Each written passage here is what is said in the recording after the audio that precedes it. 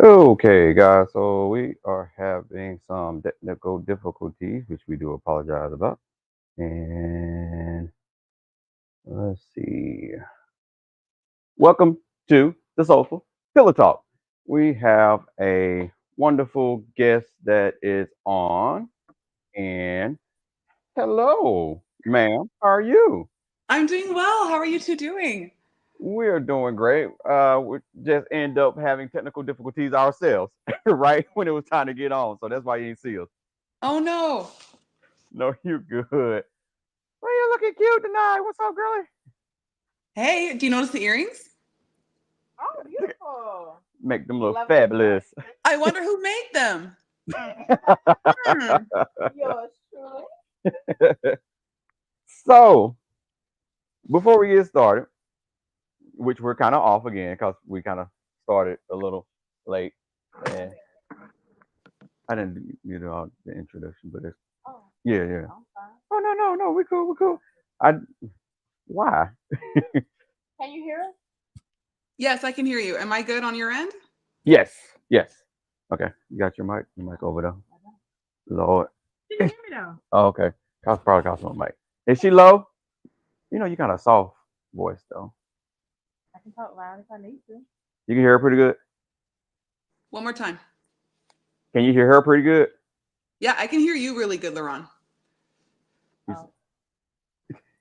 Yeah. Okay. So I wanted to ask first, Canada, how is it? Well, right now it's starting to get cold because we're transitioning into fall. We tend to have really warm summers, like in the 30s and whatnot, but right now it's getting really cold and we tend to have the coldest winters. So I'm just mentally bracing myself. Even though I've lived in Canada my whole life, I still have to mentally prepare myself for the cold. I can hold it. Oh, okay. Yeah, I ain't mind holding. I always wanted to visit. You should. Ooh, what you drinking on?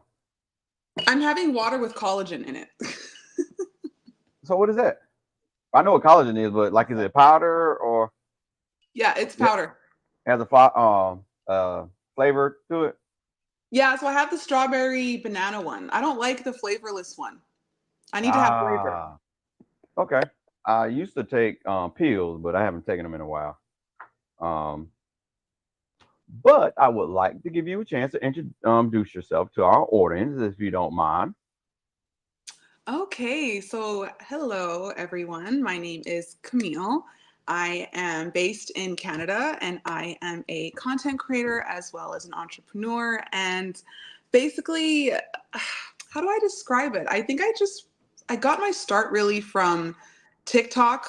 I think when the pandemic happened, everyone just went to TikTok and just started posting, their content, doing dances and whatnot. And I use the platform as a way to help me discover my voice because I was just very much afraid of being seen and I was afraid of how I would be perceived in terms of my voice because I would just try and tell myself that my voice didn't really matter when in actuality it does. So TikTok allowed me to not only develop my confidence but also find as well as create community. And that's how I met these two lovely individuals on this lovely podcast. So that's a bit of a spiel about me. And again, thank you so much, you two, for having me on your live stream. Yeah, no problem. Basically, the show that I have with my wife is I solely kind of cater it to trying to promote black love and relationships, but I wanted you to be a part of it because I feel like with you and your dating scene and how I've seen you from kind of maybe not where you started, but somewhere in there to where you at now. One, I'm very proud of the channel that you've created and the stuff that you promote, and because listening to other feminists, I don't get from them, not knocking them, I don't get from them what I get from you. I guess that's Okay. the way to say it. And so, like I said, I'm very proud of how you carry yourself and the message that you pass along. And so, I definitely wanted to get you on. not only to talk about what you do, but also in a sense of black love and whatnot. Because Absolutely. I can't say that, and not to cut you off, that video of your mom and your dad and how playful they were. Uh, I, that actually kind of did it for me too. Um, because they're, if you don't mind me asking, their age. So my mother is 57 Okay. and my dad, he just turned 60 this past June. Okay. Okay, cool. Yeah. So seeing them, being that of that, I knew they were older than me, and seeing them play full like that it was kind of cool, and I don't think a lot of couples their age you see them, but it's not a lot because everything is serious around that age number. Hmm. So yeah, I thought it was cool. I just wanted to bring her up, and also, but what you've seen her several times before too, Yeah. and again, before we dive into mostly you, what do you think about the scene in the black community when it comes to black love? Oh, what do I think? Um, it's really hard to answer that. I have a lot of mixed feelings about Hmm. it. I think you and Lisa are just I think you two are the epitome of black love, right? Because you just mentioned that you two are very playful. And I wish I could see more of that in black love relationships. Cause like you said, it's so focused on being serious and like it's only focusing on the skin color and then how, black love is equated to struggle. But like what about the fun side of it? What about the playful side? What about, you know, both parties bringing out their inner child and healing one another, right? Through love. I think that there's such a negative connotation to it now. And I'll be honest with you, it kind of affects me mentally because it's like, how do we get to this state? Wow. Yeah. Um. Do That's a you? very good question. Yeah. I mean, and again, yet another hard question because kind of at the end of the day, you think the essence of being in having purpose would be to find that person that makes you happy, regardless of what their color is. But just being able to have that good, wholesome relationship with the ups and the downs, and still being able to, work your way through it in a healthy manner. I do think we see a lot of toxicity when it comes to certain relationships and certain relationship types. But just being able to find your person and find that groove that works for you and get in that pocket of life. Agreed. Yeah. We don't see that a lot. So Unfortunately. you're. I know a lot of your beginning videos had you doing clothes. You were changing out your different outfits and whatnot, and you were dropping gems. And what made you? Because I haven't seen you do any of those in a while. But what made you transition from that to what you're doing now?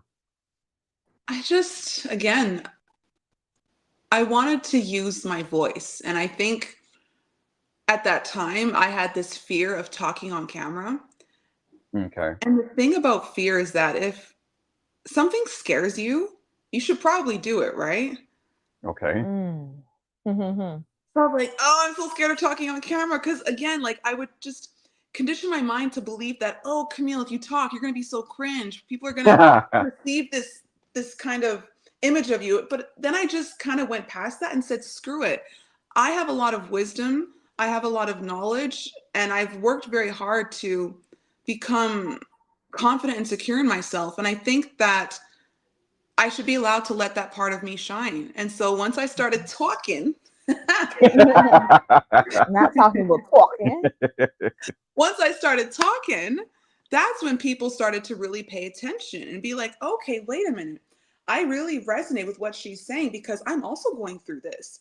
Oh, Right. wow. We have a woman here, a biracial woman with a black mom and a white dad talking about this. It's like, oh my gosh, like I feel heard, I feel seen. And mind you, I'm an only child, right? So I don't have Oh. any Okay. siblings.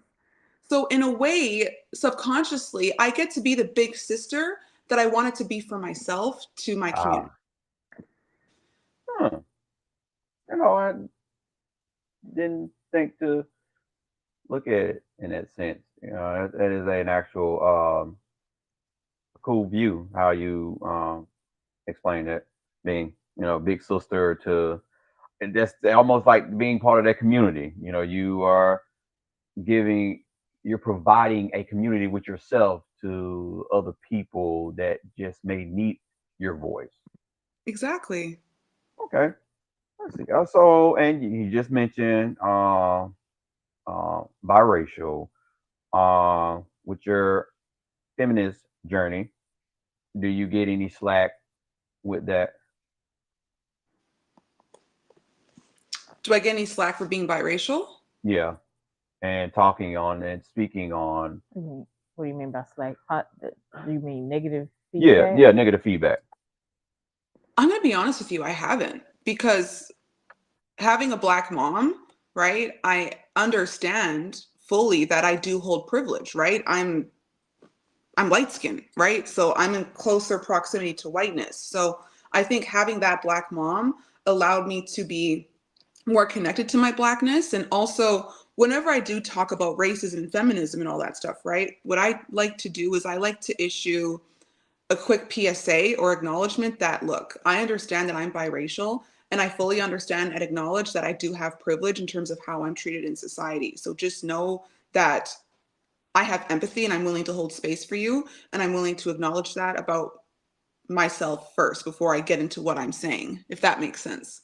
Yes, Yes. yes, it does. But it's sad that you have to do that, though. I mean, because you should just be looked at as a person, as a whole, in any essence. But Yeah, you know how people are.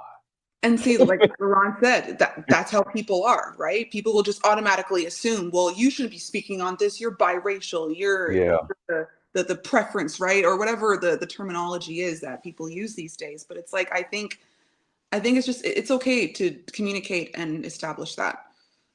yeah, you can also associate that with how a woman, kind of like Tashawn, me being on the mirror room, and she's getting a bad, well, negative backlash, feedback yeah. because it seems like, oh, she's taking a man's side.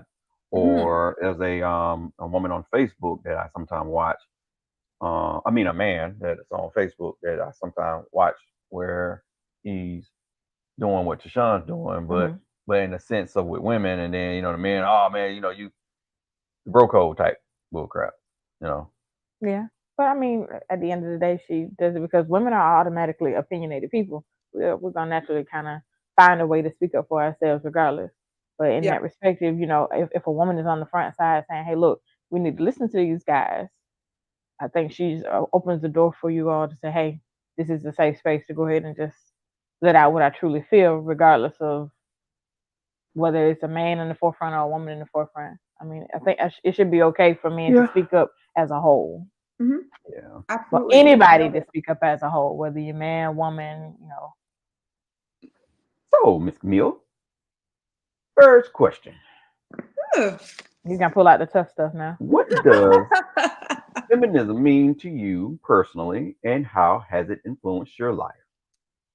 Feminism to me means to be able to advocate for women's rights to achieve that equality. And I think in terms of where that experience stemmed from, I'm just going to go back to my childhood on this because I think that's the only vision that comes to mind is my parents, right? So aside from the fact that they're an interracial couple, you think of society's gender roles, right? Like women belong in the kitchen, men have to go out and provide, right? Okay, we Woo! get it, whatever. But this takes me back to a time, and I think because I made notes of my answers to your questions, so I feel like this answer might go into the second question you have for me in terms of the list you sent. So Okay. just to put that out there, but Okay. an experience and memory that came to my mind was when 9/11 happened, right? So the economy crashed, people were losing their jobs, and it affected us here in Canada. My father got let go from his job, and like I said, men have to be the providers. They have to go out, slaughter the pig, bring home the bacon, right? Make sure there's Hmm. Hmm. money and food on the table, right? Right. So my dad, being that provider, being that man, he loses his job. Okay, so now what? What's going to happen? So I remember this vividly. When he lost his job, my mom and him sat down, and my mom was like, okay, this is what's going to happen. You, dad, are going to take care of Camille. Okay. You're going to clean the house. You're going to help her with her homework. You're going to wake her up in the morning, take her to school. I, mom, the woman, I'm going to go take my ass over to work and make sure that there's rent being paid and that there's coin coming to this house. Okay. And we'll basically just switch roles. And my dad was like, okay.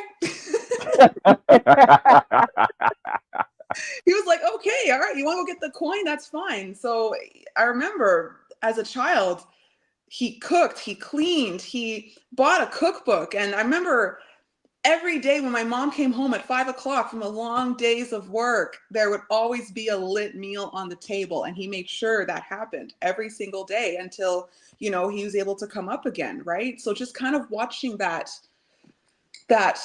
changing of roles, I think was really eye-opening for me. And I think it was also very eye-opening for my father, because now he's like, okay, now I get to be domestic dad. Now I get to put myself in the shoes of a woman. Now I understand what women have to deal with and how they have so much pressure on them. So what can I do as a man to make sure that my girls in my household are being taken care of? Well, kudos to dad for just saying, okay, well, I've done it my way long enough, and this didn't quite work out like I thought it would. So, hey, let's roll with it. And Just hearing him not get bogged down in the press because Mhm. he's having to take that role. Right. I feel because myself I had to do that same thing. With me and my illness with multiple sclerosis, I had to pretty much stop working. And so I think a lot of men underestimate what it really means to have partnership with Mhm. someone and what marriage means, where when one is down, the other possibly can be up. There's also a chance where both are down Mhm. and you're both scrambling, but just having that ability to talk and that safe space for both, not just one, and he saw that that safe space was there, that okay, I trust that we can switch these roles and we can make something happen until it can go back to whatever. And so this makes a random question that wasn't sent to you. Mhm. That roles, how do you feel about how society has placed the different male and female roles, and you have to live and abide by them or you won't have a great relationship pretty much? Because like I you think say, it you with your answer, you kind of quote unquote went into the second question. So but it's just an open-ended question. I honestly think it's setting us up for failure. Okay. The whole masculine feminine role. And don't get me started with these feminine coaches. I'm so sick of them. I, Honestly, I, I'm so I sick of feel them. like it does definitely crush feminism. Yep, absolutely. And we can talk more about that if you like, but I think it's just setting us up for failure. And, going back to the example of my parents, because look, I have to be realistic here. What if your man or your husband comes home and says, babe, I lost my job? How are we going to pay the mortgage? How are we going to pay the rent for the next month? Right? Are you just going to Mhm. leave him? Oh, because he's a dusty, he's broke? Like, what? There should You- be there should be the willingness to come together and find a solution, Yeah. right? The solution yeah. should not be, oh well, you're broke, you're dusty, I'm gonna get my ass out and go find me the next high value or rich guy, right? Like it's blasphemous to me. And maybe that's Yeah. me being old school in a sense, but I think that's just blasphemous. No, but Because that's just not how relationship, life works. yeah, and like I'm sure you two can agree on this. Involve effective problem solving. Like you two have to be willing to come together, no matter how Mhm. big or messed up the issue is. You Mhm. two have to come together and find ways to solve it together, Yeah. Yes. right? Yeah, that's something that I don't think a lot of relationship or couples are doing. Go Hmm. to pretty much what you're saying, that oh crap, oh he has a hurt leg, so he can't work. So now I'm gonna leave because he's not bringing home the bag, pretty much. Right. Or vice versa, she can't do her womanly duties, so I gotta kick her to the curb and go find me another woman that can. So yeah, I think that's a little crap. Yeah. Oh, they do it every day though. No, And then yeah. we have now you have two bitter, resentful people. Oh, you didn't hold me down when I needed you the most, Oh and man, you tell didn't me allow about me to speak up and be, you know, in my power. You didn't allow that. me to be who I needed to be. You give You me my know. safe space. You make me Yeah. feel like a man. Yeah. You make me feel like Or a it didn't work because of you and your decisions, like and constantly pointing the blame at people. It's yeah, just unnecessary. Absolutely. yeah. Third one. Oh, sure. So, uh, well, I think she already answered that. Well, how would she define gender equality, and what steps do you believe are Oh, necessary to yeah, achieve it? yeah. Pretty much kind of like Do you still want me to answer it? you Yeah, can. Yeah, sure. yeah. I think it just comes down to our willingness to heal Okay. and look inwards, right? So I think that first step is healing and acknowledging that there's work that needs to be done. I know that sounds like a very holistic perspective, but that's just the first thing that comes to my mind. And in terms of gender equality, I think of it as all genders, races, and people of different backgrounds, no matter their socioeconomic status, they should be Hmm. able to have equal rights, resources, and opportunities being presented to them. And I think this also comes from the fact of what I do for personal work. Like, I work in a career college, right? And a Mhm. lot of the students that enroll at our college are newcomers. They're immigrants, they're refugees, right? Okay. So they're from different backgrounds. They come from India, they come from Japan, they come from, Somalia, right? So Mhm. they're looking for opportunities and they're looking for resources. And it is on us as, I'd say, employees and just decent human beings to be the ones to provide those resources to them and making sure that they're easily accessible. Okay. Hmm. Well, now, the first part, crap, I lost it because then I was trying to. We do have a Random question. random Well, question. read it Oh first. my goodness. I didn't know you guys had questions. This is so cool. All right. So, how do you get beyond that if you were raised in that and then it happened to you? How did I, Hmm. how do you Can get you beyond that? be I'm more just, specific about the question? How did Yeah, she get JJ, into can you explain it a little bit what more? and what is happening? I think she was going back to the first part before we were before we went into the third question. how do I get beyond that? Yeah, I'm trying to understand that because I don't want to go Yeah, in one direction. Rephrase it with a rephrase little it a more little bit, detail, and and then we'll then we'll come come back back to. to Oh it. wait, hold on. Okay. How do you trust that someone will stay there when times get tough? Like, Hmm. okay. Oh, okay. In reference to relationship. Yes. Well, that's about like the speech I'm getting ready to give. It's about communication, respect, and forgiveness. Communicate your needs and wants and desires between amongst yourselves as partners. Respect each other's space and time, and what's your opinion or what it is y'all bringing to the table, and be able to forgive each other if y'all say or do something that's you feel is unforgivable or kind of crossing the line. It's still, and then it goes back to if I can't forgive you, let's communicate ways we can figure out how to work this out in a respectful manner, and then compromise to get to a level or a place where we can say, hey, all right, this is our next step. I love that answer. And you guys seem to have it down pat. So have you come across a relationship where it someone made just that rash or just quick decision to break it off with you because you didn't check the boxes when it comes to the female and male aspect of roles? As a matter of fact, yes. And oddly enough, when that happened, I was like, okay, cool. I didn't get emotional. I didn't get triggered. I was like, if that's your decision, that's fine. Oddly enough, that same person tried to come back 2 years later.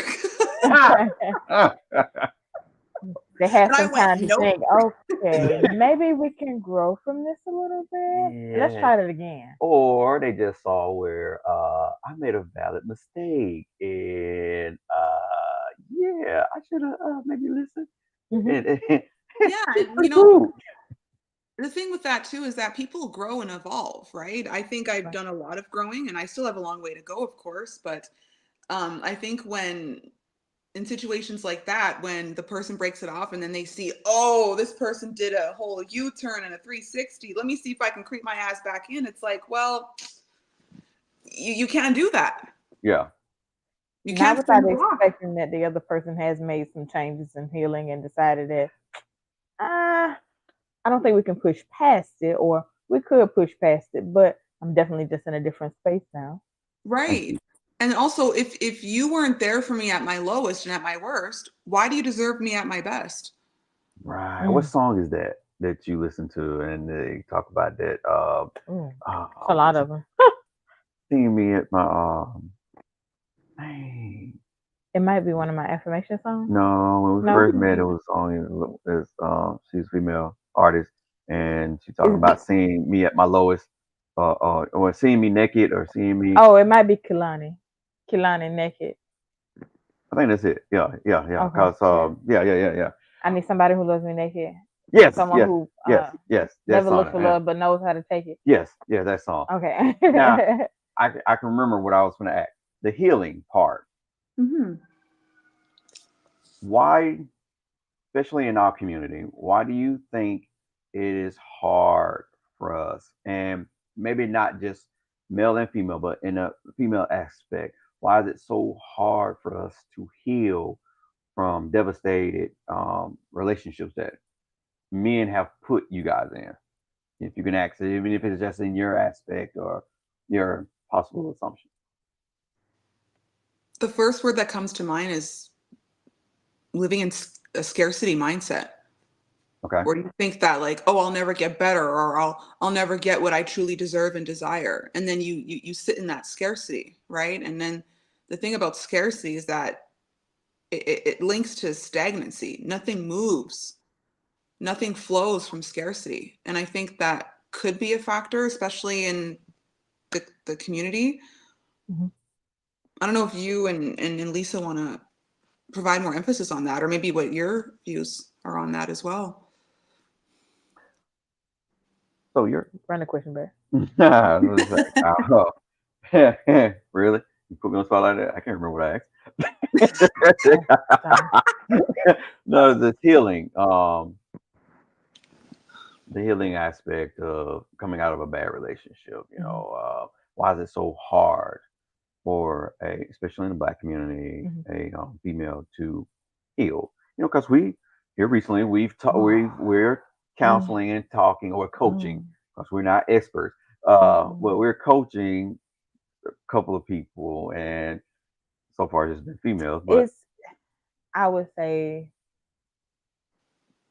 because I this situation for me is current. you know, Dealing with me being married for over 10 years, and then with the same person for 10 years, and then leaving them, and they have created this story in their mind of how I left them, and it's definitely not the same as my story, nor what the conglomerative truth is. So, healing from that is a constant process for me, um, because I feel like I put on my all in, and I try my best to get out of the situation unscathed, as unscathed as possible. But a lot of extra wounds were opened up, and things were created and covered over into scars. And I have healed from them, and I do constantly kind of work on trying to heal from them on a daily basis, because they reopen those wounds every time I was just about to I ask have to that. interact with this person, and how I have to decide from a female perspective or from a woman's perspective. Do I completely cut this person off just for the sake of myself? Or do I Mm-hmm. just completely cut this person off for the sake of my children? Or do I hold on to them for the sake of the children? Or do I just say, bump it and do what's best for me at the end of the day, regardless of what anybody else feels? So I feel like the healing part for me is it never stops. It's an ongoing process, and it's one sided. So I can't speak for the other side, and I can't provide a solution on how to fix it, because again, it's something I have to wake up and look at on a regular basis. Mm, Mm-hmm. okay.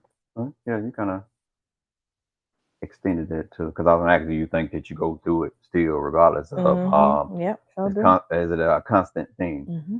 Miss Evelyn stated, "Do you think that it's hard for?" Well, she asked, "Do you think that it's hard for women to begin that healing journey after broken trust because she lost more, having invested more than many men?" I would say based on the response that I just gave, yes. I feel like I invested a lot. I feel like I was the one putting in more effort to, regain trust or come up with a compromise or stay in it for, positive reasons of saying, hey, look, we need to do more. But at the end of the day, investing more, what am I investing so precious that other than my time that I can't get back? Right. So it's up to me. Do I want to continue to invest time into something that I see is constantly like spinning in the same direction and not really ironing out and going in a new direction, or going towards something that's actually helping me? Or do I want to keep running that cycle of negativity over and over again? So Because if you that's run how I your changed my perspective on the healing of it. What you yeah, say? and also just to add on to Lisa's point, the more you run yourself into that cycle of negativity, the harder it's going to be for you to get out of it, right? Like that just puts you in a deeper, much larger hole, and the only person that can get out of that is you. Hmm. Okay. Yeah. Yeah. So with your journey now, have you have you come across a relationship where you had to heal from since you've been in this feminist journey? Yeah, for sure. I think it's from I think it's from not speaking up and not communicating my boundaries. Because I think with boundaries, right, we have this idea of what boundaries are, Mm-hmm. but it's another thing in terms of how to approach and communicate it. And again, this stems back to my fear of not being seen and also being an only child and not being, um, how do I say it, poured into emotionally, Mm-hmm. right? Because just a quick sidetrack, I think with if you're one of your parents is an immigrant, they tend to show their love for you in a different way than from what you wanted to receive it in. Oh Lord, you I just put wanted me to like. be loved emotionally, right? Mm-hmm. And I couldn't get that from my mother. And I love her, Lisa Laron. Don't get me wrong, I love her, but again, like she's an immigrant, Okay. right? So she wasn't able to provide that. Her love language was through like acts of service. And she does Mm-hmm. that to this day, right? But with some therapy, I was able to just kind of sit down with her and be like, look, this is how I want to be cared for and loved and poured into. Now, Mm-hmm. my dad's the emotional one because he's very empathetic, he's very compassionate, he's also tough, right? He's Okay. gangster like that, um, but on an emotional level, I connect and relate to him more, right? Because he's able to create that space for me. Okay. So it's like your mom is more so on the I have to do it kind of this kind of necessary, and she doesn't know she's doing it because it's necessary. So she Yeah, naturally has up a wall of defense that I can't let myself be myself yeah. enough to do what I just want to do. She just kind of moving out of necessity. I think as women, we get into a relationship and we just do that because we kind of feel like, okay, I'm in this. I got these roles to fulfill, which there we go again. And I don't have the time to say, let me relax and just be a woman. You doing it? You feel like you? Do I Why are put you you in? gonna ask me personal questions like that? I don't know why. do I? Like Do I we put you in a in situation like? general, Yeah. Here y'all no. go. I know, right? But just saying, I don't know. I guess that would be where the feminine power would be silent because we do just get into a relationship and fall into the roles. And all right, in order for this relationship to work, I got to do this, this, this, and this. And we're so bent on doing this that we realize we don't take the time out to give the love that we need to give to our children, or we Mhm. don't take the time out to give the love we need to give to ourselves, or give the love we need to give to our partners, Right. respectively. And there's enough to spread it out and put it around, but we're so busy on I gotta keep the house clean this way, I gotta do this way, I gotta look this way when I go outside, I gotta make sure I'm happy when I go outside, I gotta make sure I smile. When somebody asks me Mhm. how my relationship is going, I gotta say, oh, it's great, I'm happy, everything's good, even though we just had an argument about the same thing 3 days in a row. Yeah. Yeah. Well, And also, Lisa, too, let's bring up another point. I think you can also relate on this too. it's not even just as women, but as Black women, Mm-hmm. that's an even heavier load to carry, right? So Right. for me, just going back to the boundaries part, I was so afraid to just say, hey, I don't want to do this, or I'm not about that, right? Mm-hmm. And so I had to learn that not only in therapy, but then after I did the therapy and after my therapist called me out for having lack of boundaries, Uh-oh. the universe was Mm-hmm. like, oh, okay, so you learned this in therapy. So I'm going to put you in real life situations. I'm going to Mm-hmm. throw curveballs at you Mm-hmm. and see if you learn something, Right. Mm. right? And so I Right. started to apply Yeah. that into some of my relationships where I said, you know what? I don't like the way you're speaking to me. I don't Oof. like how you're treating me. Mm-hmm. And I find with men, and Laron, you can add on to this if you want. I don't say I feel hurt or I feel offended. I say what you said was offensive. What you said was hurtful. What you said was disrespectful. Because if you think about it, men are conditioned not to feel anything, right? So I Right. think you kind of have to like talk their language kind of logically and say Mm-hmm. what you said Mm. was hurtful instead of, oh, I feel hurt. You know what I'm saying? Mhm. Yes, and I can agree with that. I can recall in arguments with my ex, it was more of on the defensive instead of saying, "Hey, look, I'm not being angry because I want to be angry, but Mhm. what you said made me feel very angry, and I Yes, don't want to be angry. right. I want to fix it, but you're pissing me off right now." And I can honestly say that now it's a little bit easier for me to kind of sit back and say, I wasn't feeling the conversation we had earlier. It just really made me feel uncomfortable. Hmm. And sometimes you still can have a low key response of possible And I do at defensiveness. first, Defensiveness. and at But first, no, and then no, I that's go back and understandable I though. come back and I be like, you know what? I could have Yeah, really came off with my response to you a lot better earlier. but you know what? It goes back to the listening part and everybody picking on me by being the only oddball out saying women are not complicated. So I also have to understand where you came from Mm-hmm.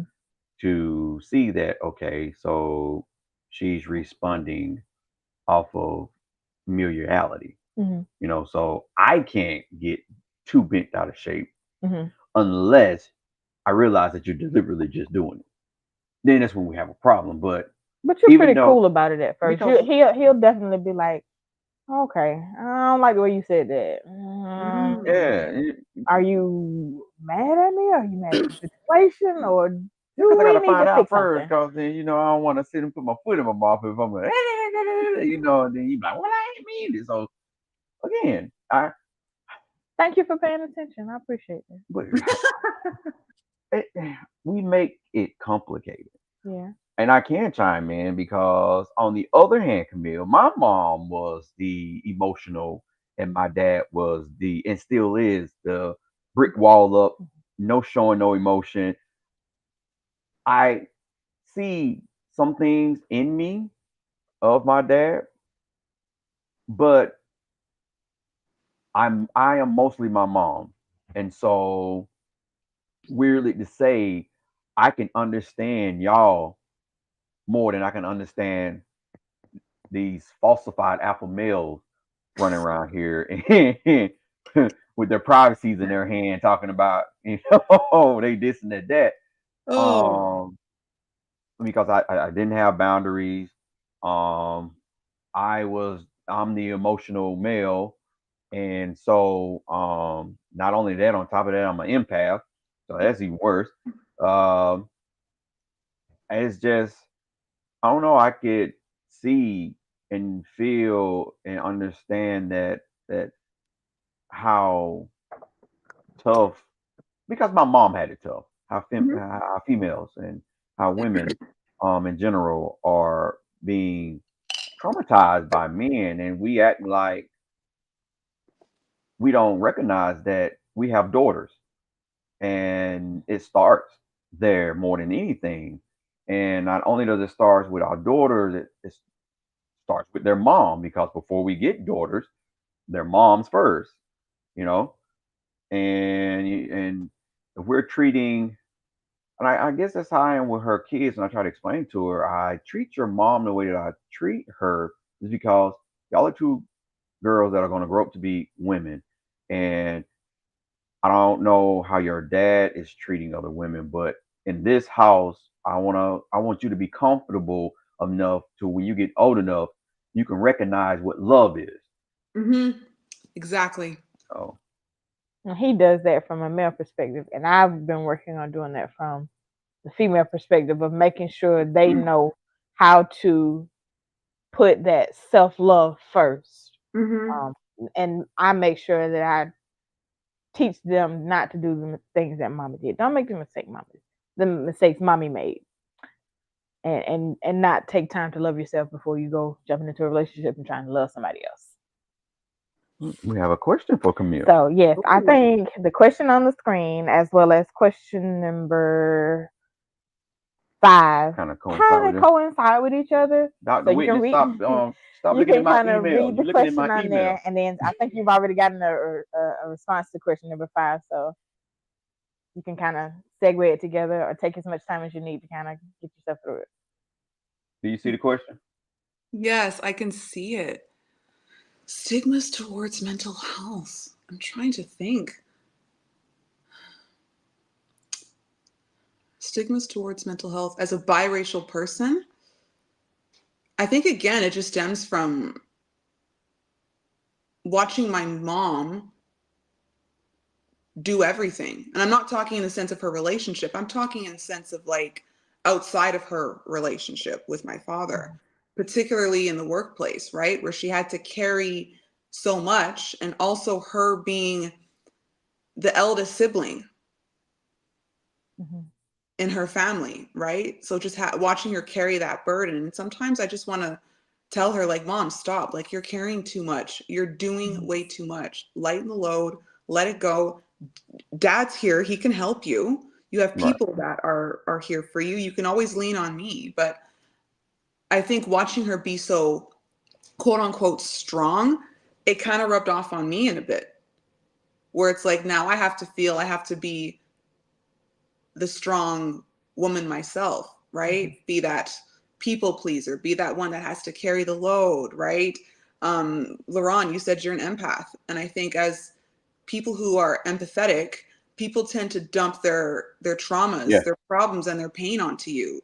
And Yeah. you want to be the one to just be not so much the hero, but to be that safe space, but not to the point where you're putting your mental health, your Yeah. feelings, and your needs on the back burner. And I was doing that a lot, Yeah. a lot. So just trying to navigate that. And again, understanding boundaries and learning how to communicate them without being like, oh, well, I feel bad. No, I don't feel bad. I have to put myself first. Right. So that's honestly a feminine power that your mom has not had the pleasure or ability of saying, I'm gonna take some time for me and do what I want to do. Mm-hmm. Y'all can hold on for like 10 seconds. Yeah. So I guess I can add to that and maybe kind of dissect that a little bit more. With your mom background, mental health, is that even an option when it comes to the struggle that she goes through or any? In her days, like mental health wasn't even a thing. It Okay. wasn't. She just had to power through it. Okay. Um, so what about yourself? It would when you did say you have a counselor or you went through counseling and so you had to end up um I kind of figured that's what you meant, Dr. Whitney, that trying to explain if your mom's side where that mental health was available and is would Mm-hmm. that be something that you would consider doing? Because my dad to this day I got it by myself and you 73 years old and it still ain't changed. See, and then like as you get older, it's like it just becomes a part of your conditioning where you become resistant to that change, or you Right. become resistant to opening up that perspective. I'm basically the black sheep in my family, okay? Like I'm the only child. I don't have any other siblings. I have to learn things on my own and just accumulate the wisdom that I have, not just from the mistakes that I've made, but also just from observing other people, because I really think that smart people learn from their mistakes, but wise people learn from the mistakes of others. Right. So I was always that observant person, Okay. you know? Okay. Also, I can say that it's a conversation I just had with my mom here recently about my dad, whereas in explaining, hey, kind of like what you were stating, I don't appreciate the way that you're speaking to me. Mm-hmm. And I think at some point, you guys as women, with a lot of men that are stuck in that ideology of I'm the head, you do as I say, you should be able to still have that voice of, hey, you might have that position or whatnot, but just hear me out. I don't feel comfortable with being treated in this sense. Yep. So, um, six, what role do you think men can play in the feminist movement, and how can they be allies in promoting gender equality? Oh, she ready for that question. Okay, so the first one would be to stop buying microphones and stop blaming everything on women. It's not that woman's fault that she rejected you. Your approach Mm, was terrible. You were just being an asshole and you were being disrespectful. So why should she submit to your disrespect? Tell me, please, sir, with the microphone. Because they're high power, no, I'm sorry, not high power, high value men. mm, They come to the table already prepared, mm. and you should take them regardless. What Even if he broke, the table that y'all built? no, even if he broke, you should still want me because I look good. The table that y'all built. A lot of them coming to tables that y'all don't build, asking what you bringing to the table. But can they even build though? Like build Nope. something with their hands? Like that No. Carpentry that is like impresses one of me. the least 10 jobs that men pick. I would say half of the men that preach what you bring to the table do not have any form of capacity of putting something together. At some point, bless my dad's soul, he's not dead or anything, but his mechanical, being able to be a mechanic I don't is think your dad ever had mechanics for no for putting real. anything together. Oh, he did? Yes, Oh, okay. that's the thing. That's Oh. what we. So at some point, if you haven't gone to school, You don't use it, see, you my lose it. dad could fix on those cars where if you open the hood, you can literally see the engine. Nowadays these cars, you dang near have to take the whole car loose. Just Or just click something on the computer. And yeah, and see, that's not the era he comes from, Mm-mm. and so he didn't go to school for that, and so he's that. Just because I know how to fix a 1987 hoopty, I can fix a 2023 Lexus. that is not That's the not the same. same. It's not the Like same. if you're gonna ask a woman what she brings to the table, I hope that you have a toolkit. And I hope that you know how to use those I was tools. gonna say, yeah, my dad got several. He still But they don't have any tools. They talk about, it's one thing to talk about building, but it's another thing to actually build something with your I hands. can say just because they got a toolkit. toolkit No, don't mean yeah, they that's don't what know how to they don't know how to use it. use it. Yep, they don't know how to use it. The only They thing they can use is a can. hammer to break Not even something. a hammer or a screwdriver. I know how to use a screwdriver and a hammer. My dad taught me, right? Oh, But Good. then just to answer your question, so yeah, so stop buying microphones, stop listening to men with podcasts. Um, Also, I thought of not don't invalidate women's experiences. Just because her experiences are different from yours doesn't make them invalid. Like you right, should be able to listen and maybe gain a better understanding of those said women, right. right?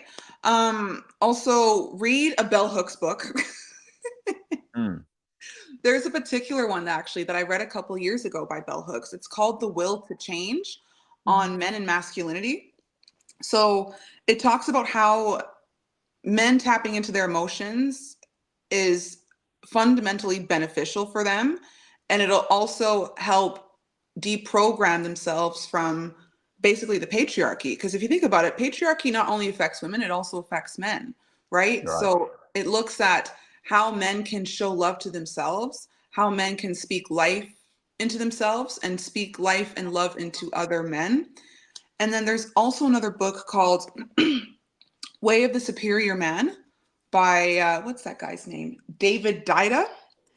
So it basically takes a look at the heart of men and just kind of like peel away at the layers of what their true desires are. And Uh-huh. also it talks about how men need to also tap into their most darkest secrets. So in a way, kind of do like the shadow work. So those are two resources I recommend for men in terms of how they can become allies. Now, I Because like the fact that you just stated shadow work. Do you have your shadow work book? I do have one. What is that and whatnot? My daughter spoke on it, but she doesn't have the book per se, but she said she's doing the work. So, what is that? Ooh. So basically, shadow work is where you uncover your most darkest, most deepest secrets that you don't Mm, show other people, that you're kind of ashamed of. okay. Yeah, it's like your most intense, I'd say your most So, is it intense. asking you questions, the book itself, or is it giving you asking you to describe or tell that? Oh, you're Okay. speaking specifically to the book. Oh, Yes. there is a book on TikTok going around, but shadow work is something that people have been doing for a very long time. It's just pretty much just making sure you do that inner work and looking into yourself and saying, "Hey, look, I don't want the world to know what's going on with me, but I need to find a way to cope with it, fix it, find a solution. Even if you don't do nothing, write it down and burn it." I wouldn't even have that. I wouldn't have a problem with that with my dad doing that. But just Mhm, to hear him say, "I got it," but then you don't see any evidence of that work mhm, being put in, which I know to a certain degree sometimes you won't see what people are doing. But mhm. I feel if you're getting words and you're treating people words, I think that's evident enough showing that you're not really doing says work of trying to heal. I don't know. I might be wrong. Not necessarily. I mean, um, even no response can be a response as well. Yep. Even if you are giving off negative energy, negative vibe, negative response, if you finally realize that at some point, "Dang, I was real mean today," or somebody say, "Every time I say something to you, you come off with this negative vibe," that gives you a chance to do some shadow work and say, "Okay, I might want to fix that. Mhm. Right. It's something that's bothering me that makes me feel like I got to be negative or on the defense." Hmm.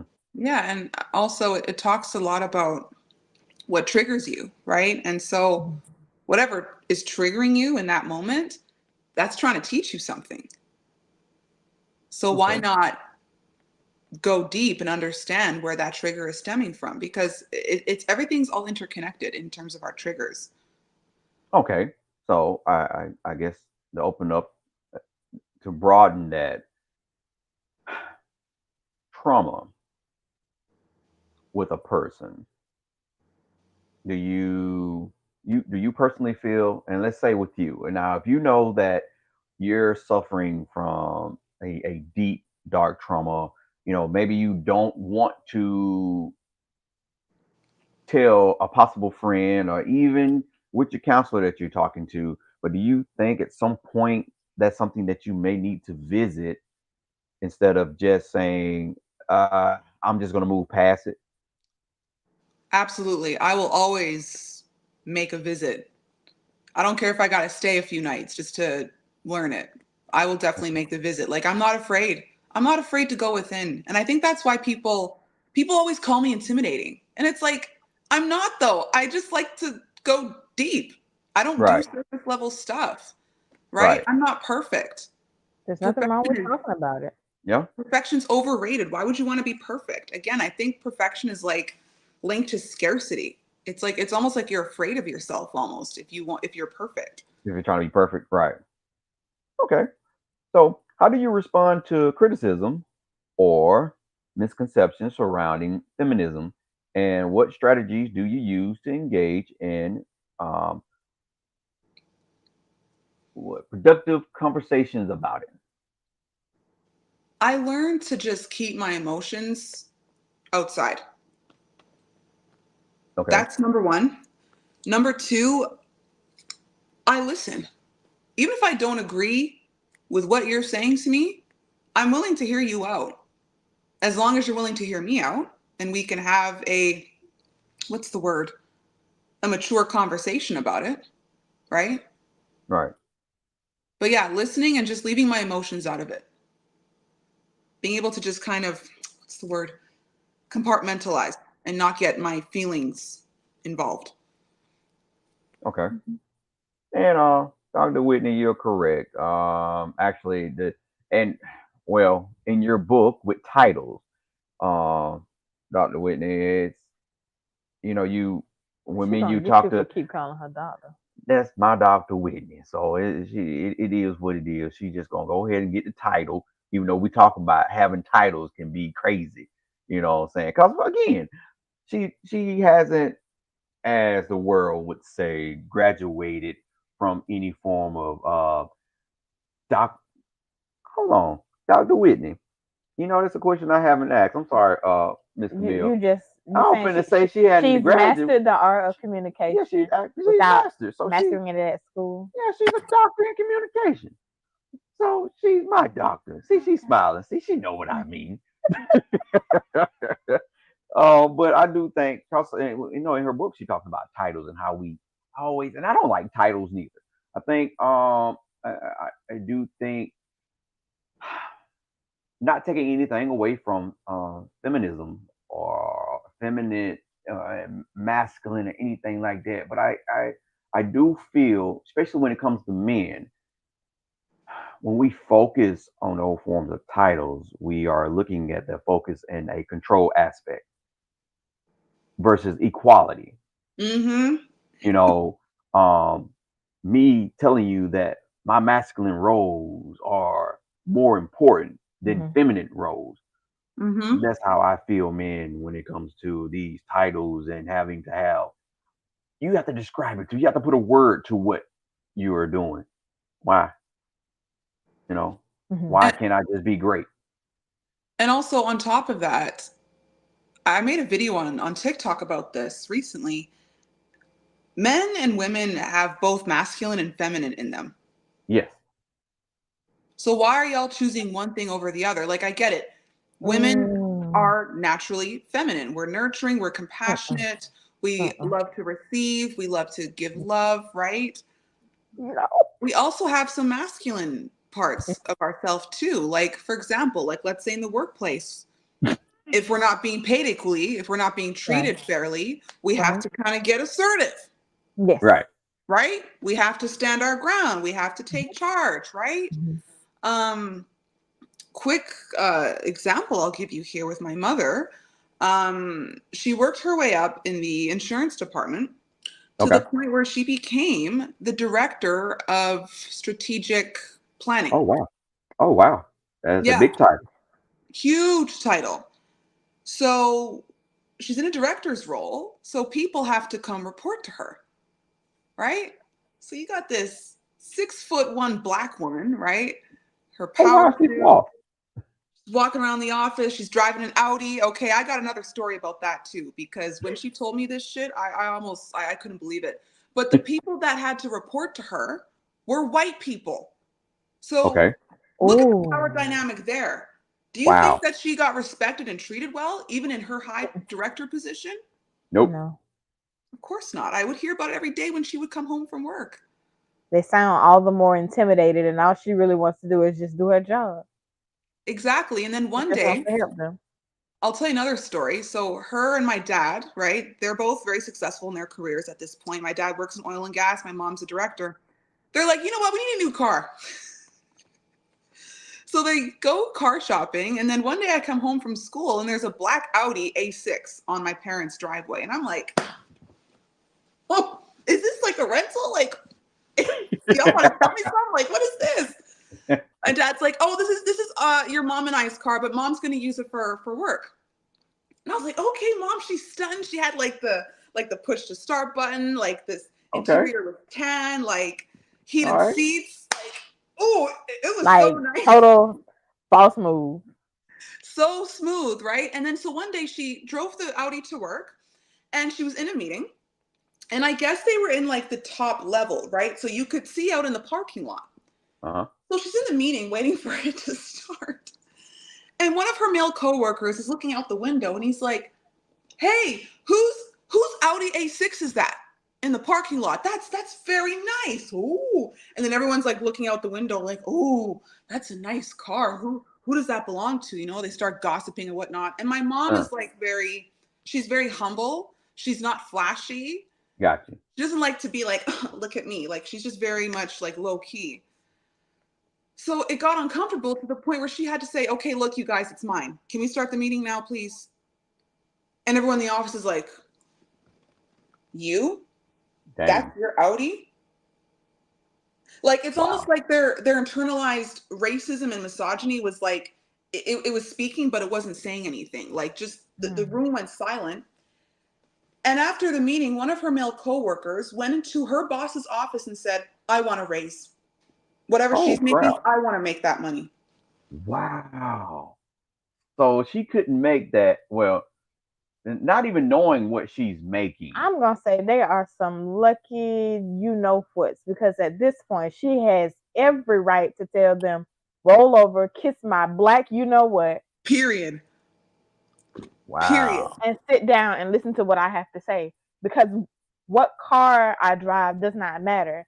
And just because I'm in a nice car does not matter, because I work, I earn my position, and if I wanted to go buy a blue Lamborghini, let me drive a blue Lamborghini, because that's what I want to do. But Dad could have bought the car too, though.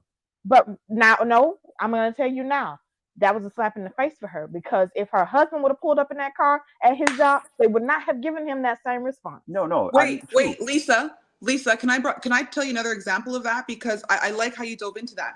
So that was my mom's experience, right? Black woman. Okay, that's her experience.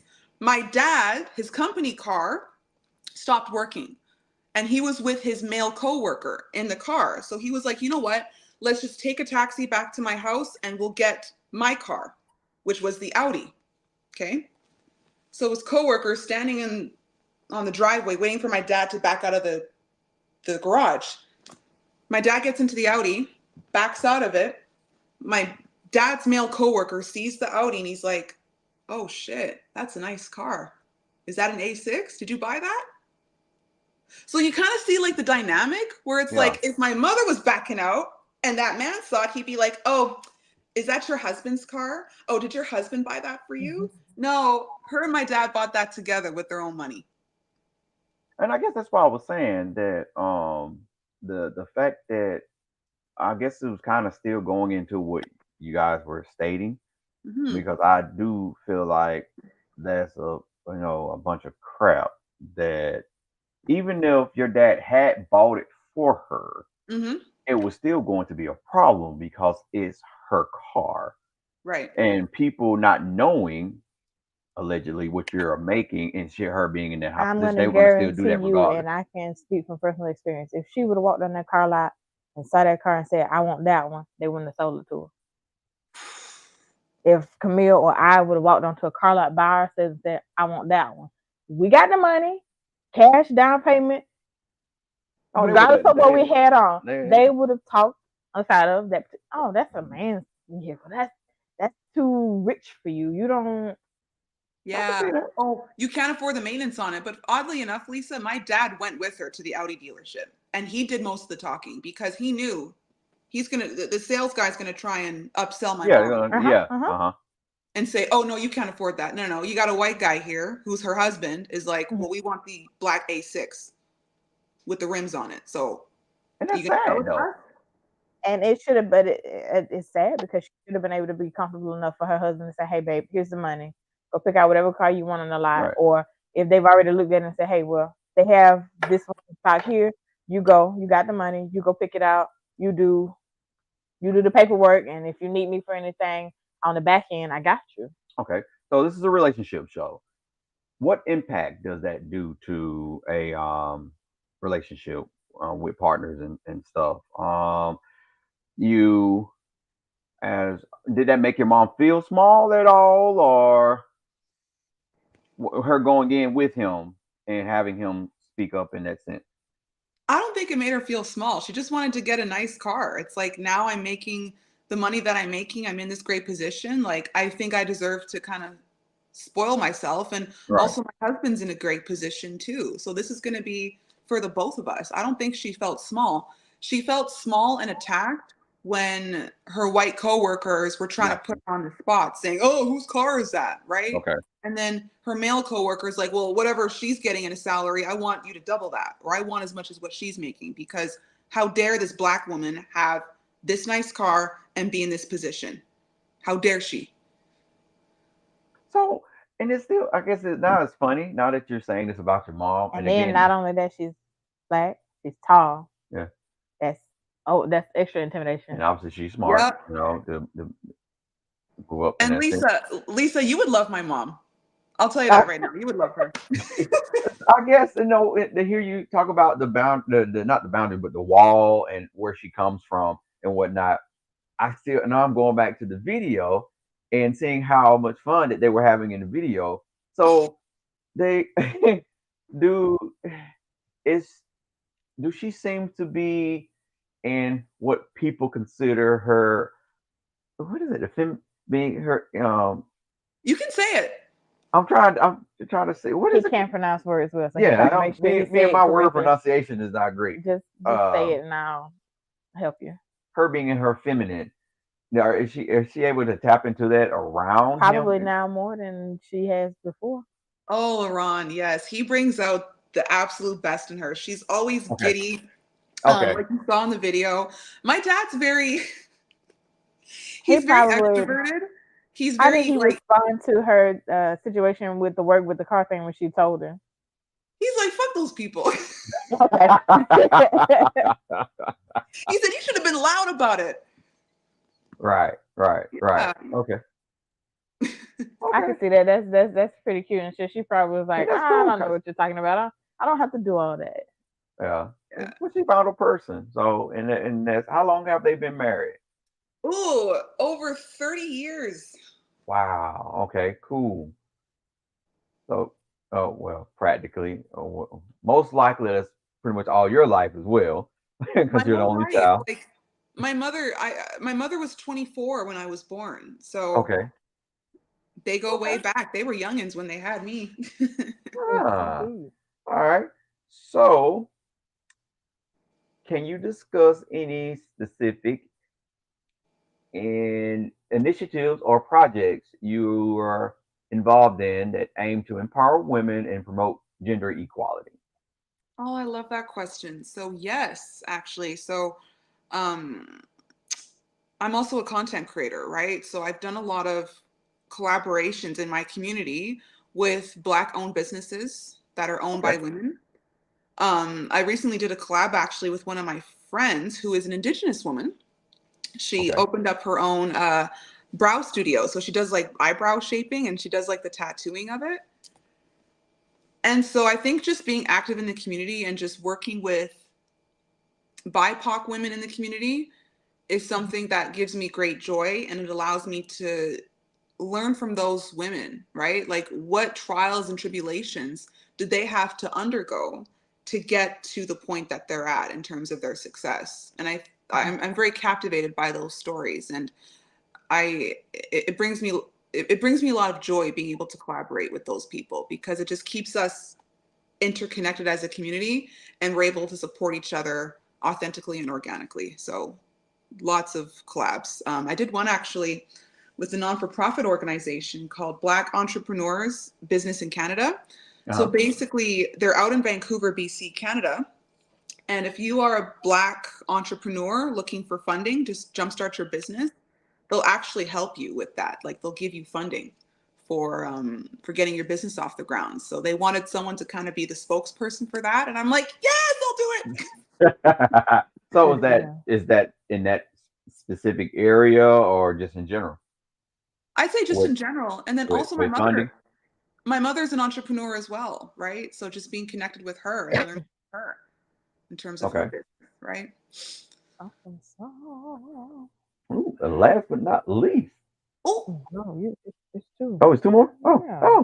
Good gosh. What Huh? advice would you give to young girls and women who want to become more engaged in the feminist Ooh.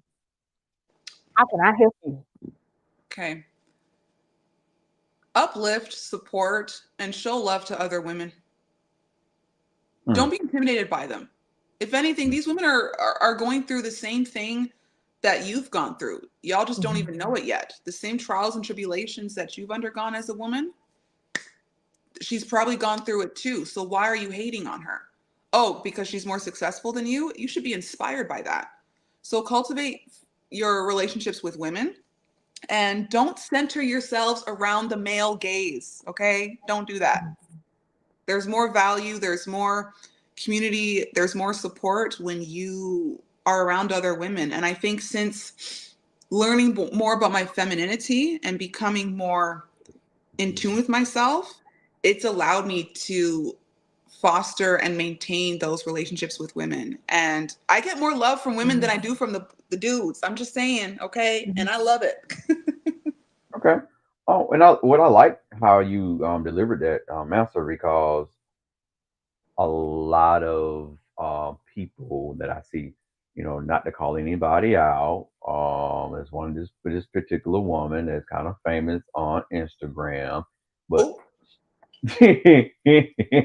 don't be sipping your tea. I think you know what I'm talking about. And she points femininity, and I'm not knocking her deliverance of, you know, quote unquote teaching and having women go on a journey to get their femininity, but I personally feel that is male driven, mm, yep. You're right. and I get it, but at some point, even with a man masculinity, I shouldn't associate me being masculine off of how I could, and I feel it is like a control aspect when it comes to majority of men, when they feel that head of household role. That's my masculinity. You have to sh- show me that I am head in a sense, regardless of if I'm not leading the way that you think I should lead. Mm. You still should put me in my masculine role, because that's what I think a lot of men feel Do I not put femininely. you in your masculine role? I don't know. I'm based on our relationship. I can't, because I can't speak for anybody else. I I don't know. I guess I operate well in my feminine power. I mean, Are you trying to say, are you masculine? I'm. You did try to put me on the spot earlier. I do carry more masculinity in my personality than I do feminine energy in my personality, but I don't focus on that. In my relationship, he's the man, I am the woman. I do enjoy being in a feminine place of having someone cater to me. I don't have to get up all the time. I don't have to go do this all the time. I don't have to always wash the dishes. I don't always have to always make a decision. It's okay for him to make those decisions. Now, he does make certain that we make decisions together versus him just going and hauling off and doing like big major stuff without me. He definitely goes, hey babe, what do we need to do about whatever, whatever, da da da da da. Even though I do naturally take lead and say, hey, I would like for things to go this, and this way. And most of the time, if he trusts my intuition when he's been with me long enough, I think and hope he would, that he normally goes, okay, babe, that works pretty good. I was going to do the same thing you were thinking about doing. Let's roll with it. And it ain't so much of, oh, you trying to be the man of the house and put the pants on. I'm the man. I make the decision. I am It absolutely don't have to be that floored. That complicated. great that he doesn't do that, because that annoys me to the utmost. And then on top of that, 95% of men, and I speaking again from experience, my ex is always this: I'm the man of the house. What I say goes. I make the decision first. That's absolutely unnecessary. You don't have to do that. And it's okay to allow me to have my voice and say, hey, well, babe, I think this will be what works best. Can we do this way? Or can I bring in another woman of good stature and she's got a good plan in place and we make this work for us. A lot. I don't feel that that's spoken on a lot, and I'm working Oh, on Oh, doing. Oh wow, my bad. sorry. That's what happened when you have Wi-Fi lights. My bad. Uh, I don't feel like we group up together enough to make sure we operate in the you say we feminine. don't feel like we do? Oh, women. Women Women don't. Oh, okay. don't operate well enough to work together in that feminine group. So I commend you on making sure that you find places where you can insert yourself and make sure you encourage other women and get that encouragement from other women, and put yourself in a space to say, hey, I can help you, you can help me, we can do this together, or we can find a way that someone can encourage you in some way or another. absolutely. You said it so well. I'm learning by experience that as much as I want to believe that men are good leaders, Mm-hmm. we don't do everything right. Mm-hmm. So, I mean, you can take that back to Adam and Eve, right? I mean, Adam was doing it by himself, but God said, my boy needs some help. Let me just put that right there for you. And so I guess for me, you know, I also have to look at and thank you again for the beginning of our relationship. Mhm. Even though you were somewhat against, us sitting down and doing No, no, some, no, no, no, I, no. I ain't gonna We're say gonna we're against. gonna we're I ain't gonna gonna say take it. against. We're gonna reword that. Yes, I ain't gonna say I was against. walking in my femininity, and I was sure that I am not ready to just jump into a relationship. I want to take my time and get this thing But no, right. that's what I'm saying. So with the books, but even though I was like, hey, because I was doing a lot of books. Because for me, I was on that journey of marriage, Hmm. and you like slow your roll, bro. Yeah, So, I had my feet planted firm. yeah, And I'm a woman. I'm gonna take my time. I want to heal myself and get there first. but I like, I loved you, and I did tell you, love your consistency. yeah, Just keep it like that, yeah, and we can work with some things. And it did get you in a good place where you are beside me. yeah. But I like, so my thing was the books also showed the difference with us, Hmm. and that showed me that hey, um, I have a true partner in the sense of I can learn something Hmm. from you. I don't need to get in that ideal of where, like with my dad, again, like my mom tried to give my dad several great ideas of, hey, and wasn't in the sense of making him feel small. My dad Hmm. made himself feel small by how he responded Hmm. to someone that cared about him say, hey, have you ever thought by trying this that may work out that way? I got it. I got it. And then Mm-hmm. tried his way and failed. Hmm. And then almost come back and almost be like, oh, it was your fault because it didn't work out. You know what I'm saying? Gotcha. So with you, I'm comfortable to sit and say, hey, I don't have it. Do you have an idea that can possibly help? And I don't think if a man does that, that doesn't take any masculine nothing from him because and Camille, you stated that women come from they're natural born nurturer, but I don't know if I post this yet, but a quote came up to where men are the same way because how do you think that we consider ourselves raising our boys to be men? It's still a form of nurturing, Hmm. you know. So we all again like you stated in your post both of us we have that femininity and that masculinity. It's just us tapping into that role society has placed on a man's shoulder that if he even thinks about showing any form of femininity something's wrong with them, or if a woman shows any form of masculinity, she's trying to take the role of a man, and that's not right. And but how many times have we placed y'all in a position to where you had to do roles in a sense of showing a masculinity power because of, and I'm just speaking in the front of the black community, Hmm.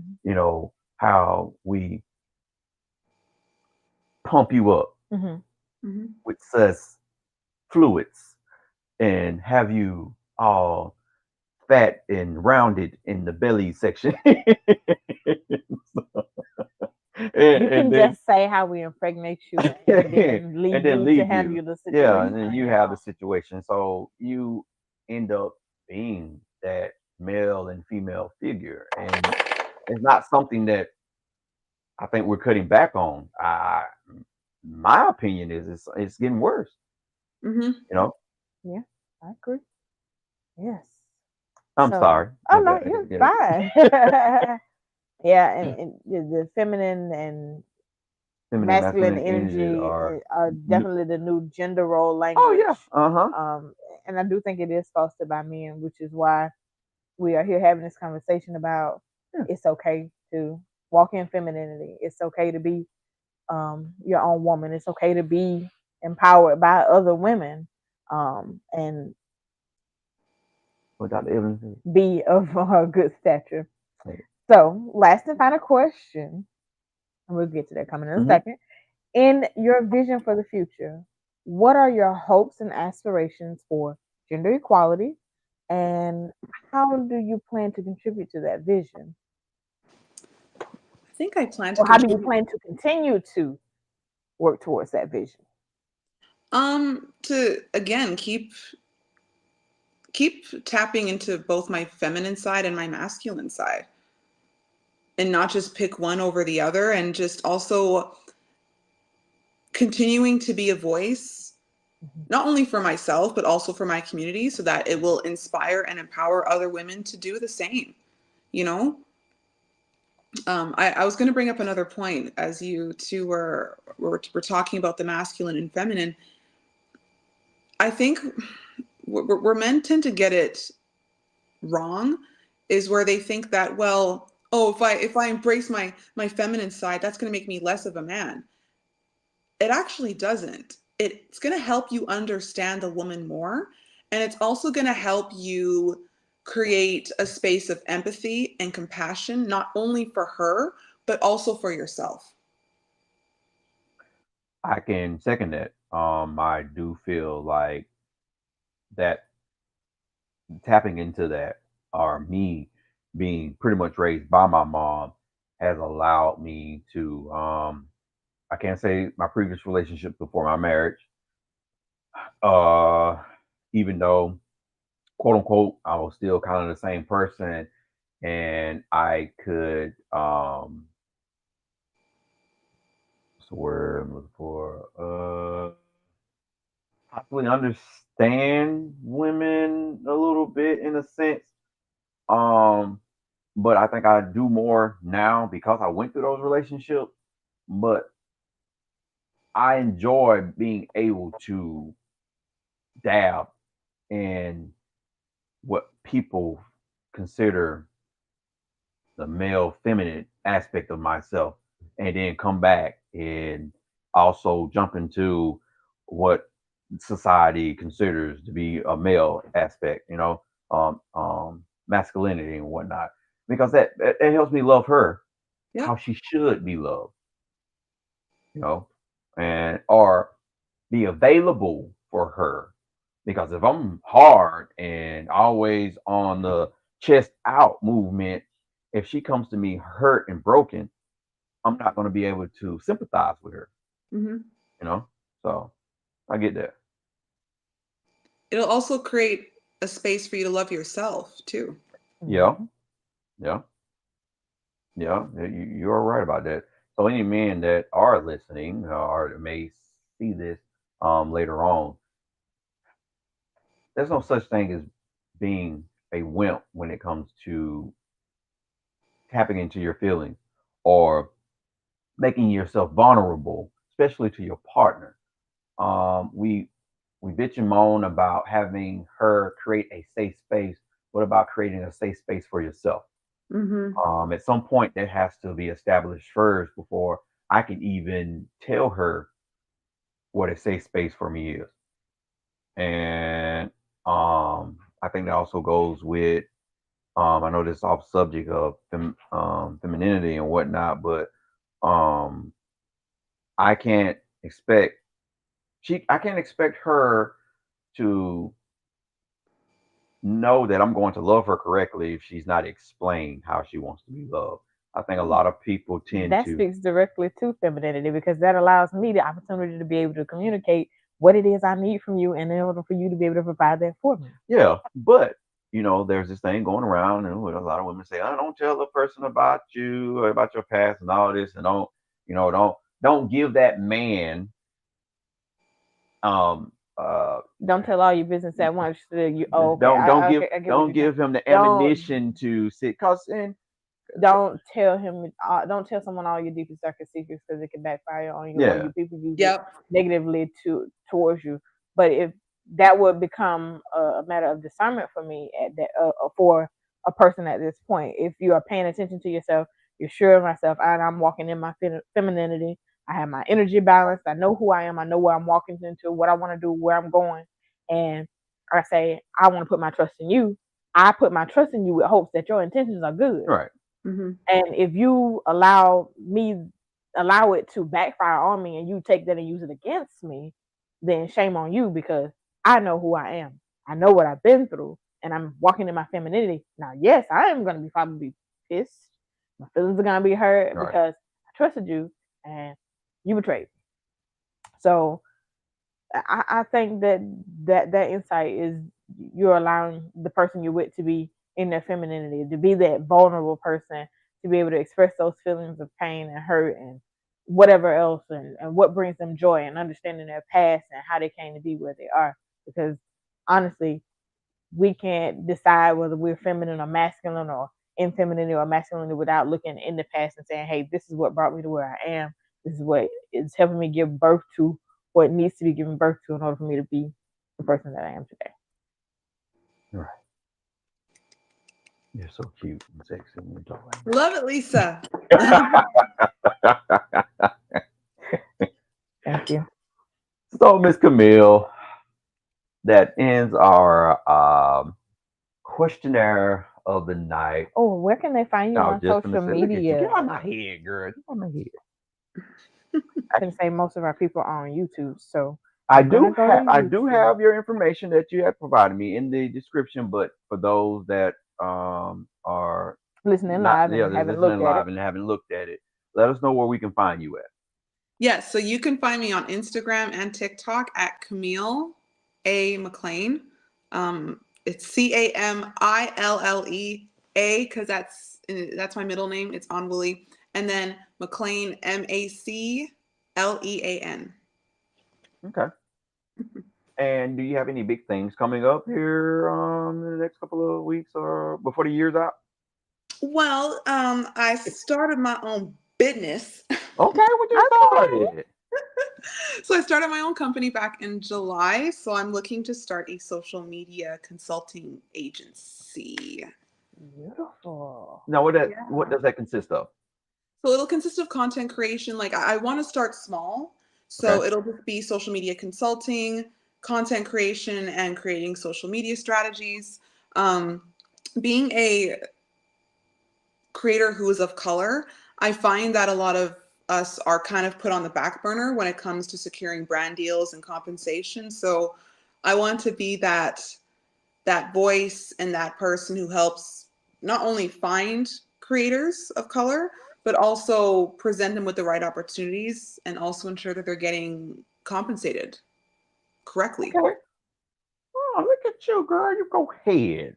That's beautiful. Awesome. I'm so proud of you. And again, um, I'm forever following you. You do have a support in us, definitely. Thank And you. I pray that other people like myself, especially girls, and even women, find you and see the positive aspect of what you're trying to induce when it comes to this. Because again, like I said, I'm not knocking anybody in their journey or what they're doing. I just like the way that your deliverance is when it comes to this aspect of feminine journeys and whatnot, using that title and that word. Um, yours have your your look of it Your is perspective. your perspective of it. Thank you, baby. Is I don't know. It has a more cleaner vibe to it, in a sense. You know, it's honest.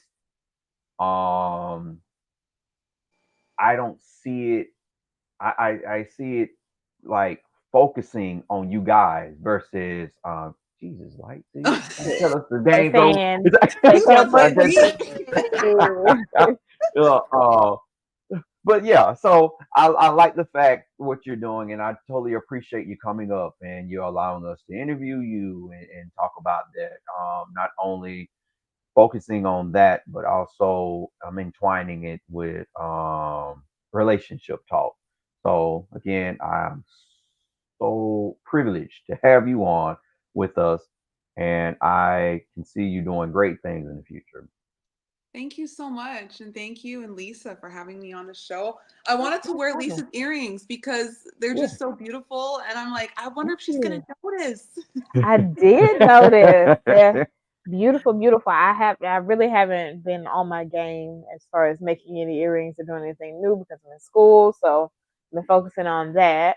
He's gonna become a So doctor. shout out to Lady Luxury Designs LLC for the beautiful earrings Miss Camille is wearing tonight. See, Compliments see, of get yours on that. truly. Support Black women, y'all. These are beautiful. Yes, ma'am. I'm glad you enjoyed My them. baby gonna be a doctor. Oh, I'm trying to Ain't no get Wait, there. trying, what are you boy. in You gonna school be. for?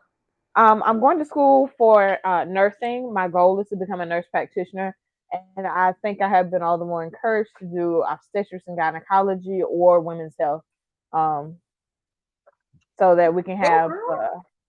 that good, positive, beautiful Black support, and I can teach my Black queens how to take care of themselves as well as their little girls coming up behind them. So Oh, to Well, come see kudos you that's the to do it. big you. goal. I gotta put a wig on to come get an appointment with you. Boy, stop. No, no, no, no. You don't. That. Oh, Nurse man. practitioners can do general practice as well, but I do think I want to make my focus on women. So LaRon, you are a spoiled man. what? He is. No, Hmm. You are no. spoiled. Uh, we have bad internet reception. What are you talking? He is very spoiled. Nah, nah. Yes, you are spoiled. My mom tells that to my dad all the time. She's like, "Do you realize how spoiled you are?" Hmm. My dad's like, and I'm like, "You better nod your head, boy. You getting loved on by a Black woman. That's the best kind Hmm. of love you could ever get as a All man." this goodness, I'm saying, I don't know. all this positive femininity. I don't know. period. You tell him, girl. You gonna spoil me later on? See, there you go, acting like a whole masculine man. Boy, Done spoil the moment. Ah, I ah, tell you. ah. Cutting up on live. Oh my god. But we do appreciate you again, and by all means, if at any point you want to be a part of anything, let us know, and we shall yeah, we'll get back with you. But I am watching you, lady. Keep doing great things, okay? Shout it thank out for Miss you. Camille. Thank you for having Woo! me. And I would love to come back on the show. This was fun. Yes, indeed. Okay. Great. We'd love to have you back on. All Okay, right. Well, you have let's a great night, and we'll talk to you soon, okay? of course we'll stay in touch. Thank you so much. All You're right. welcome. Bye Bye. bye. Bye. All right, guys. This has been beautiful, beautiful, Yeah, another beautiful. great show. I do apologize, guys, that it has been an absence. A couple of our guests came across some not technical Issues. difficulties, just some issues that Life be life. yeah, life be life, and so that's why we had such a big break. We do have another break coming up. We won't have our next guest. So actually, our last guest will be on November. And if she's watching this, Oh I just yeah, have she to. just commented. Pew, pew, Oh, pew. that's what the boss. Merry birthday. In November she's gonna be on, and we get to talk to her about having a merry birthday Anything else she wants to talk about? and yeah, but we're gonna talk about her book, and it basically stems and circles around relationships as well. Um, the Hey, she said you're fired.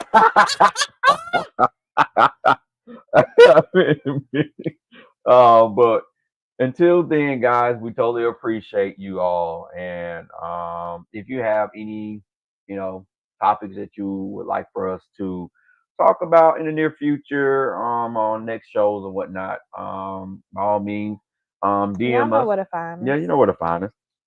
On all social media platforms. Miss and Miss Take Over the World. The Sofa Pillow Talk on YouTube on YouTube and on our podcast. podcast. There's Yep. a place for you to leave a message, leave a question, all of the above. And if you got our phone number, just call or text us. You know where to find us. Until next time. Toodaloo.